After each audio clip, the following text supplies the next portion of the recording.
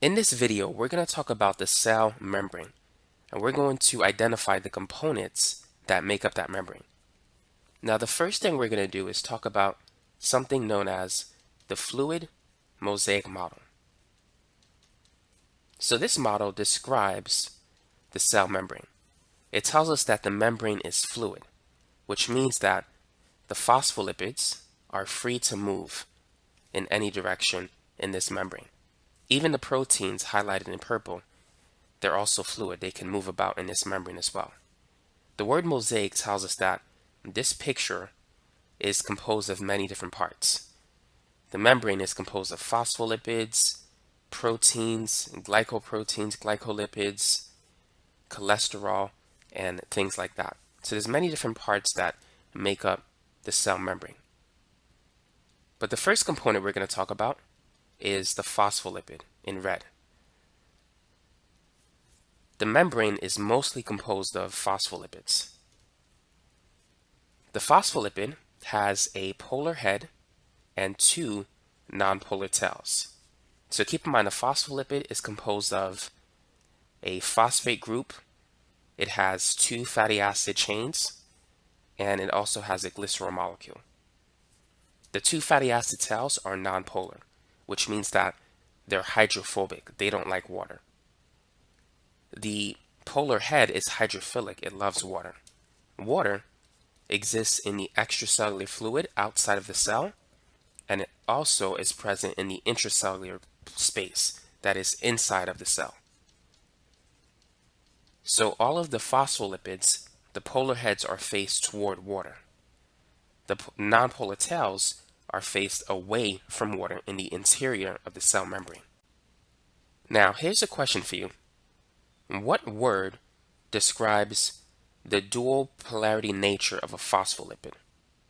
We said that a phospholipid has a polar hydrophilic head and two nonpolar hydrophilic tails. There's a word that describes a molecule with hydrophobic and hydrophilic parts. What word is that? That word is amphipathic. Phospholipids are amphipathic because they're both hydrophobic and hydrophilic. So they make up the phospholipid bilayer of the cell membrane.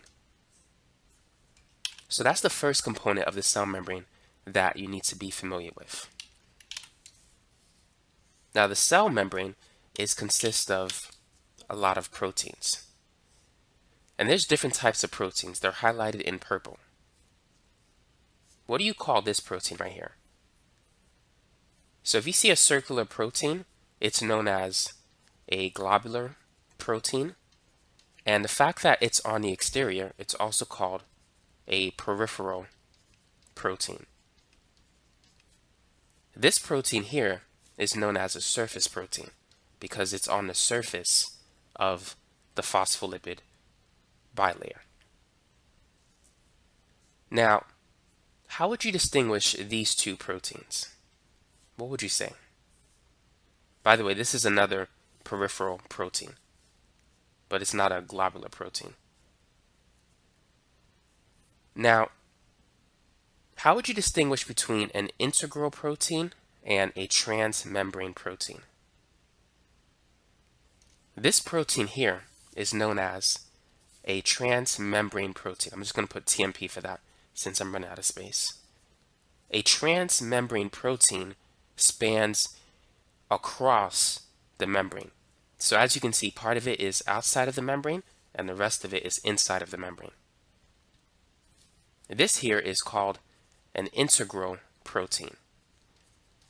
An integral protein is embedded within the membrane. Now, a transmembrane protein is also an integral protein because for them to span the entire membrane, they also have to be within the membrane as well.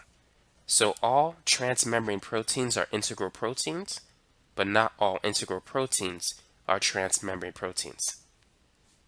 So as we said before, this is both a transmembrane protein and an integral protein. But this right here is an integral protein and not a transmembrane protein. Now I had to clear away a few things because the page was getting crowded. Now, one thing I do want to mention is you could also have a surface protein on the inside of a cell, but it's on the surface of the membrane. And some of these surface proteins, they could be anchored to the cytoskeleton network of the cell through filaments. Now, some of the surface proteins and also the peripheral proteins, they could function as enzymes. So they can speed up chemical reactions within the cell as well. Now, here's another question for you.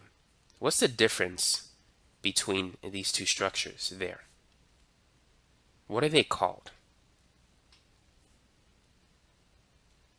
So here we have a protein attached to a sugar chain. Those hexagonal shapes represents the 6-carbon glucose unit. So we have a carbohydrate attached to a protein. So this is called a glycoprotein. Many glycoproteins, which are found on the surface of cellular membranes, they play a role in the immune system with antibodies. They function as a self-recognition and cell-to-cell interactions. Now, over here, notice that we have a sugar unit attached to a phospholipid. So in this case, this would be a glycolipid, which also plays a role in cell-to-cell interactions and cell signaling. Now, the next thing we're going to talk about is how things flow into and out of the membrane. The cell membrane is semipermeable, which means it allows certain things to get in while blocking other things or preventing other things from entering the cell. Now, small nonpolar molecules can easily diffuse into or out of the cell. So when you take a breath, when you breathe in, you're breathing in O2. Oxygen flows into the cell because the cell needs it. And then when you exhale, you breathe out carbon dioxide. So carbon dioxide tends to flow out of the cell. So both of these molecules are nonpolar small molecules. They can easily pass in and out of the cellular membrane. Now, water is a small polar molecule. And it turns out that water can diffuse through the membrane, but it can't do it easily. It's a very slow process because water is polar and it doesn't mix well with the nonpolar interior region. However, because the concentration of water is so high inside and outside of the cell, some of it will force its way through the cellular membrane. But now there are special proteins that can easily transport water into and out of the cell. And these are called aquaporins. So this protein right here, this integral protein, also serves as a protein that transports stuff.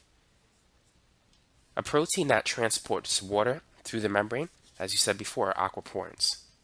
Water can flow into or out of, that protein. So if you drink a glass of water, water is going to flow into your cells. If it's a hot day and you're jogging and you're sweating, you're dehydrated, water is flowing out of your cells. So water can go in either direction. Now, what about other particles? Let's say like an ion, potassium and sodium. Can they flow into and out of the cellular membrane? Now, ions, they can't flow in and out of the cellular membrane without the help of a transport protein. So they can't just pass through the membrane. Their charges are significantly greater than water. Water is neutral, but it has partial charges, which makes it polar. Ions have a complete, full, positive or negative charge. So they just can't flow through the membrane without the help of a transport protein. So the protein that they need is called a channel protein. Specifically, it's known as ion channels. So the ion channels will help sodium and potassium to flow either into or out of the cell. One example is the sodium-potassium pump, which I'm not going to go into detail into this video. So integral proteins, they could serve as channel proteins, they could serve as carrier proteins, and things like that. Now this right here is an example of a carrier protein. Let's say if you have a big molecule like glucose. The carrier protein can take in glucose, and then this part can close, and this part will open, and then glucose will travel through. Glucose is a big polar molecule. It can't simply diffuse through the membrane, so it needs the help of a carrier protein to get it across the membrane. So just to review, small molecules like oxygen, carbon dioxide, water, they can diffuse through the membrane. For water, it's a little bit difficult. Big molecules like glucose, big polar molecules, they can't diffuse through the cell. And ions like sodium, potassium, they can't diffuse across the membrane without the help of a protein. Now, there's one more thing that we need to talk about regarding the cell membrane, another important component, and that is cholesterol, which is right here. Now, cholesterol has a polar region and a nonpolar region. The circle in blue is the hydroxyl group of the cholesterol molecule. And the hydroxyl group is polar because of hydrogen bonding. It's very attracted to water. And so it's going to be facing outside of the cellular membrane. Now the four fused rings of cholesterol, that's the nonpolar region, the hydrophobic region. And so that's going to be pointing towards the interior of the membrane. Now the function of cholesterol in the membrane is very important. Cholesterol acts as a buffer. It maintains the fluidity of the membrane. Here's a question for you. If you increase the temperature, what happens to the membrane? Will it become more fluid or less fluid? Will the phospholipids, will they move apart from each other, or will they move closer to each other? Now let's think of water. At room temperature, water is fluid. If you decrease the temperature, let's say if you put it in a freezer, it's going to turn to ice. It's not going to be fluid anymore. So whenever you increase the temperature, you increase the fluidity of a material. Now, as you increase the temperature of the cellular membrane, the phospholipids will move apart from each other, and so they will become more fluid. Cholesterol, it functions to maintain the fluidity. So it's going to try to decrease the fluidity. And so what it does is it kind of prevents the phospholipids from moving apart from each other so that the cell membrane just doesn't dissolve. Now, if we decrease the temperature, the fluidity of the membrane will decrease. It will become more rigid. Cholesterol will act to prevent that. It's going to try to increase the fluidity. So it acts as a spacer. So these phospholipids, when the temperature goes down, they want to get closer. And so what happens is cholesterol prevents them from getting too close. So whenever the fluidity goes up, cholesterol tries to bring it down. When the fluidity goes down, cholesterol tries to bring it up. So it maintains the fluidity of the cell. So it's another example of homeostasis or equilibrium. So that's the function of cholesterol in the cell membrane. Now let's work on some practice problems. Just to review some of the things that we covered earlier in this video. Number 1, which of the following statements is not true concerning phospholipids? Would you say A, phospholipids are amphipathic, B, phospholipids contain a hydrophilic head, C, the tails of a phospholipid point toward the interior of the cellular membrane, D, phospholipids are the major components of the cell membrane bilayer, or E, phospholipids contain a phosphate group, 3 fatty acid tails, and a glycerol molecule. So which of these statements is not true, or which one is false? So let's go through each one.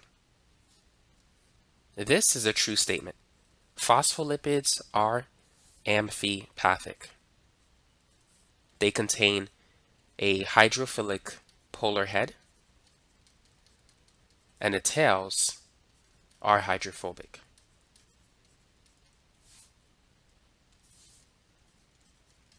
So answer choice A is the true statement. B, phospholipids contain a hydrophilic head. That is also true, as you can see that here. And for C, the tails of a phospholipid point toward the interior of the cellular membrane. That is also true. The membrane looks like this, and as you can see, the tails are definitely in the interior of the membrane. Now, for answer choice D, phospholipids are the major components of the cell membrane bilayer. That is definitely a true statement. The only thing that's false is E. Phospholipids do contain a phosphate group, and they contain a glycerol molecule, but they don't have 3 fatty acid tails. They only have 2. And so that's why E is not true. Number 2. Which of the following particles cannot pass through the cell membrane without the assistance of a transport protein? So we're going to circle each one because there can be multiple answers. So let's say this is the cell membrane.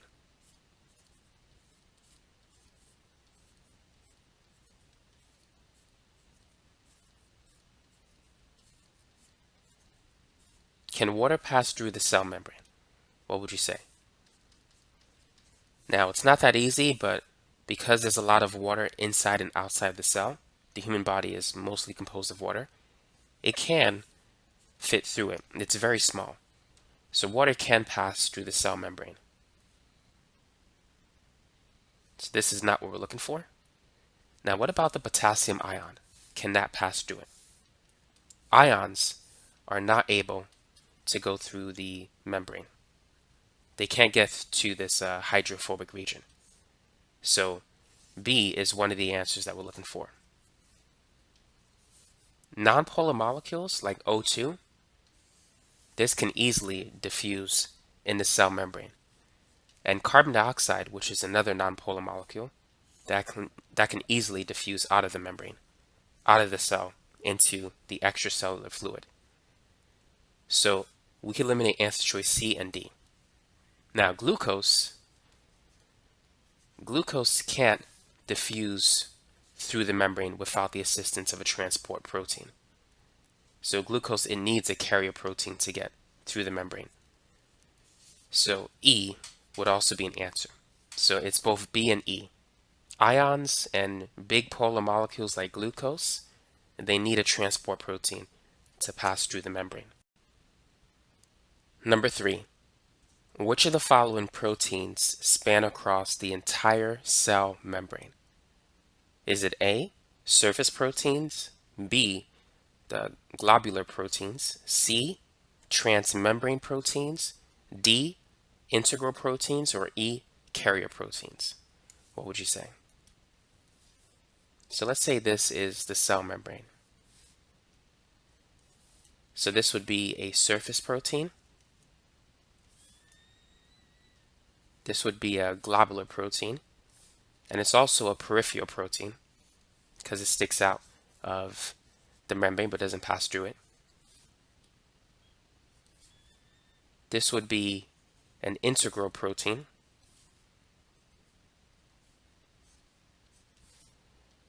And this would be a transmembrane protein. The best answer is the transmembrane protein. It spans across the entire cell membrane. The integral protein, it's simply embedded within the cell membrane. Now keep in mind, all transmembrane proteins are integral proteins, but not all integral proteins are transmembrane proteins. And carrier proteins, as we mentioned in the video, they simply carry stuff across the cell membrane. So this is really not the best description of a transmembrane protein. They could be transmembrane proteins, they could be integral proteins, but this answer is the best answer. Number 4. Which of the following molecules act as a fluidity buffer in the cellular membrane? Is it cholesterol, aquaporins, ion channels, glycoproteins, or glycolipids? It's not going to be aquaporins. Keep in mind, these are proteins that can carry water across the membrane. It's not going to be ion channels. Ion channels are protein channels that carry ions like potassium and sodium across the cell membrane. And it's not going to be glycoproteins. So these exist on the surface of the cell, and it's not going to be glycolipids. The answer is cholesterol. So keep in mind, as the temperature goes up, the fluidity of the membrane goes up. The phospholipids move apart, but cholesterol kind of anchors the phospholipids together, so it prevents them from moving apart, thus maintaining the fluidity. So whenever the temperature goes up, cholesterol tries to decrease the fluidity of the membrane. Under colder conditions, the membrane becomes more rigid. Cholesterol acts as a spacer, increasing the fluidity of the membrane. So cholesterol maintains the fluidity of the membrane. Now here's another question for you. Number 5. Which of the following can increase the fluidity of the cellular membrane? So number 1, we've already covered this. We know that increasing the temperature will increase the fluidity of the membrane. So number 1 is a true statement. But what about number 2? Increasing the number of saturated phospholipids. Will that increase or decrease the fluidity of the cellular membrane? Well, let's talk about saturated fatty acids. A saturated fatty acid, if you recall, has no double bonds. And these tend to be solid at room temperature. Now, an unsaturated fatty acid, they do carry double bonds, and this creates a kink in the structure. So these type of fatty acids tend to be liquid or oils at room temperature. So you need to understand that saturated fatty acids and saturated phospholipids, they tend to be more rigid, whereas the unsaturated phospholipids will have more fluidity. They're going to be more liquid.